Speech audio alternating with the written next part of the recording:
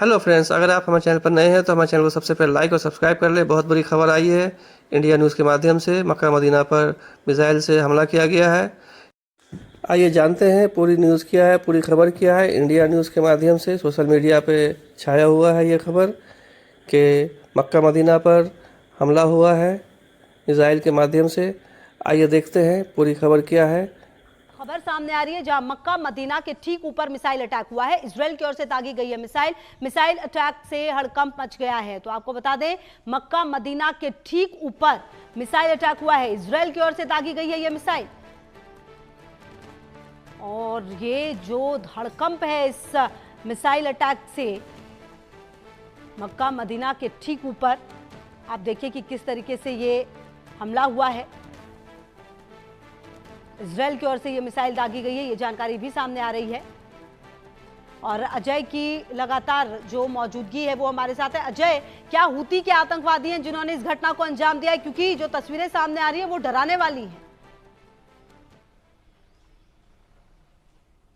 देखिए, बिल्कुल जिस तरीके से ये तस्वीरें सामने आई हैं ये बताती हैं कि कैसे मक्का मदीना पर जो मिसाइल अटैक हुआ है उसके बाद कैसे हड़कंप मचा हुआ है। हालांकि ये स्पष्ट नहीं है अभी कि ये कैसे हुआ है। इजराइल हम लोग के साथ ये हुआ कि हुती जो मिसाइलें दाग रहे हैं उसका ये नतीजा है। मगर जिस तरीके से हुतीज ने इजराइल को निशाना बनाने का प्रयास किया और उसके बाद लगातार इजराइल की कार्रवाइयाँ थी, तो इसमें कहीं ना कहीं इस तरह से जब हमले होंगे तो फिर कहीं ना कहीं मिसाइल अटैक कहीं भी हो सकता है। तो ऐसे में अब इस हमले के बाद हड़कंप देखा जा सकता है। मगर जिस तरीके से आज इजराइल हमास का जो युद्ध शुरू हुआ उसमें बाकी देशों की जब शमूलियत हुई और हमास के जो आतंकी थे, उनके लीडर थे, उनको जो है पनाह देने का सिलसिला दुनिया के कई देशों ने किया, तो उसके बाद उनको खामियाजा जो है वो भुगतना पड़ रहा है।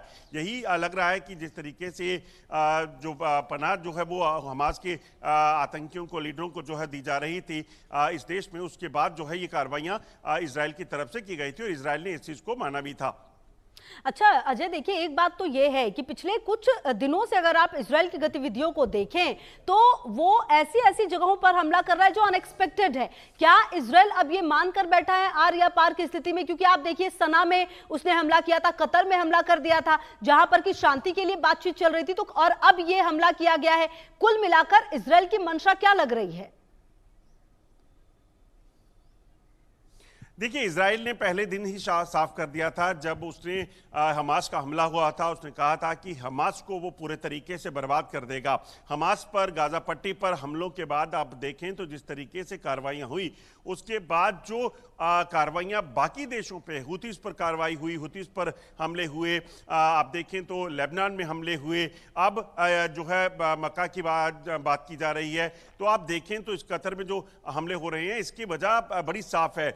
जिस देश ने हमास को समर्थन दिया या उसको सहयोग देकर उसे शरण दी, उनको उन पर कार्रवाइयां जो है वो इजराइल की तरफ से की जा रही हैं। इजराइल ने यह स्पष्ट किया है कि वो हमास को पूरे तरीके से निस्तो नाबूद करेगा और तभी जो है वो अपने देश की सरहदों की और अपने देश के लोगों की सुरक्षा को सुनिश्चित कर पाएगा, और उसी के तहत ये कार्रवाइयों का सिलसिला जो है वो देखा भी जा रहा है।